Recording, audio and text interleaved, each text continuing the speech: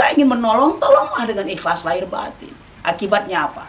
La ilaha illallah, la ilaha illallah, la ilaha illallah, Muhammadur Rasulullah. Ya Allah, ya salam, lindungi Republik Indonesia dari bencana alam, dari perang saudara.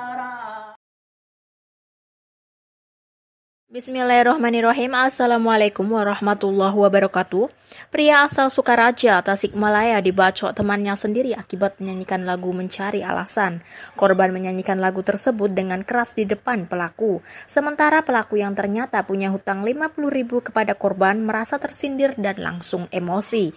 Karena tersinggung, pelaku mengajak korban ke rumahnya lalu korban dieksekusi menggunakan golok. Korban mengalami luka parah pada bagian kepala, punggung, lengan, dan kaki. Korban kemudian dibawa ke rumah sakit dan pelaku ditangkap polisi. Pelaku dijerat pasal 351 ayat 2 KUHP tentang penganiayaan dengan ancaman hukuman 7 tahun penjara. Bagaimana tanggapan dari Angkatan Muda Banteng Putih terkait hal ini? Mari kita simak selengkapnya. Ibda' bil basmalah, bismillahirrahmanirrahim. Asyhadu an la ilaha illallah wa asyhadu anna Muhammadar Rasulullah. Bismillah, Allahumma salli wa sallim ala Nabi Muhammad wa ala ali Muhammad. Walhamdulillah Pancasila fil Indonesia. Salimna ya Allah qabul hajatina. Ibda' bil basmalah, sallu ala Nabi. Salim ya Allah Pancasila fil Indonesia. Bismillah. Rabbi shrah li sadri wa yassir li amri wa hlul 'uqdatam min lisani yafqahu qawli. Bismillah, hasbunallah wa ni'mal wakil, ni'mal maula wa ni'man nasir. Bismillah, la hawla wa la quwwata illa billah.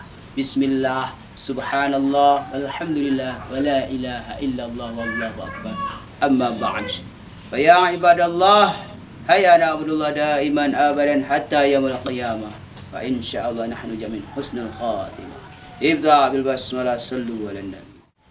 Turut prihatin dengan kabar atau berita seperti ini, yang mana membuat kita miris tentunya, di mana setiap rakyat Indonesia seakan-akan, tanda petik, tidak bisa mengendalikan diri, seakan-akan, tanda petik, menyelesaikan segala sesuatu harus menghabisi lawannya, harus menghabisi orang yang dibencinya.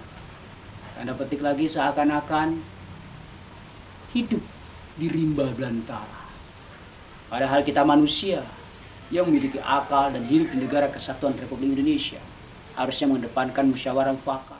Bagaimana biasa, kami akan mengkaitkan satu atau dua kata atau satu kalimat dari kitab ini agar ada sinkronisasinya.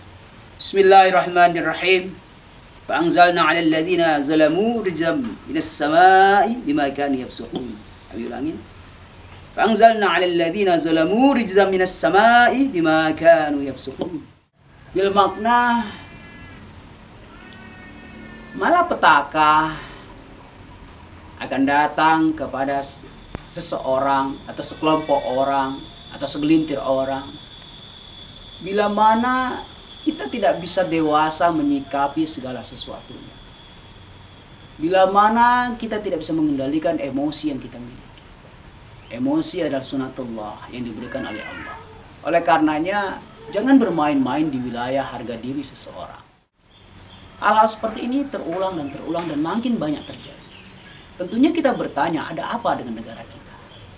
Ini akibat kita tidak mengamalkan ataupun tidak menghidupkan moderasi dalam agama, ataupun kita tidak mengedepankan musyawarah untuk mencapai mufakat, atau kita tidak membudayakan dialog dalam segala hal, selalu mengedepankan emosi dan emosi. Wajar setiap manusia memiliki emosi, tapi harus ada batasnya. Oleh karena itu, jangan pernah lepas dari namanya agama, agar kita bisa mengedukasi diri kita sendiri. Manakala harga diri kita terinjak-injak oleh orang lain, kita mengedukasi, menasihati diri kita sendiri agar tetap tenang, tetap berpikir positif, kembalikan semua kepada Allah Subhanahu wa taala. Ibda' bil basmalah, sallu ala nabi. Kejadian yang terjadi yang seperti kita dengar tadi hanya karena menyanyikan sebuah lagu dan yang mendengarkan kebetulan punya hutang 50.000. Lalu yang memiliki hutang memiliki rasa sensitif yang tinggi karena dia merasa terjajah oleh hutangnya sendiri, dan itu resiko ketika kita berhutang kepada orang lain. Dan yang kita sayangkan adalah yang memberikan hutang ini. Harusnya ketika kita berani memberikan pinjaman kepada orang lain, apalagi sifatnya individu, apalagi itu teman atau kawan atau saudara, harusnya di hati kita ada keikhlasan. Ya Allah, aku niatkan memberi pinjaman hutang ini, tetapi bila saudaraku, temanku ini tidak mampu mengembalikannya, aku ikhlas lahir batin. Harusnya seperti itu kalau kita berani meminjamkan uang kepada seseorang, apakah itu saudara atau teman kita. Sebagai yang punya uang, berlebihan harta, sudah selayaknya berbagi. Karena kita tidak tahu roda nasib kita ada di mana. Bisa jadi ini hari kita memberikan hutang kepada saudara atau teman kita. Lain waktu kita yang punya hutang kepada mereka. Oleh karenanya, berani meminjamkan uang kepada seseorang harus ikhlas. Jika orang tersebut tidak mampu mengembalikan, entah karena kesengajaan, entah karena mereka memang tidak memiliki uang sama sekali, sehingga ya sulit untuk mengembalikannya. Nah, sebagai orang yang memberikan hutang kepada orang lain, harusnya kita beradab. Tidak perlu menyindirnya dengan sebuah lagu. Karena orang yang berhutang itu, atau orang yang memiliki hutang kepada orang lain, ketika didatangi sama penghutang, atau orang yang memiliki uang, dia mentalnya akan shock, dia mentalnya akan drop, ada rasa malu yang berkepanjangan, ada rasa jengkel bercampur baur. Harusnya lagi si penghutang ini bersilaturahmi saja, tidak perlu sindir-menyindir seperti itu. Inilah pentingnya agar kita lebih cerdas dalam menyikapi situasi dan kondisi. Belajarlah ikhlas. Walaupun terkesan kita memberikan hutang, tapi belajarlah bersodakoh. Agar jika tidak dikembalikan, kita tidak loroh, tidak sakit, tidak marah dan tidak emosi.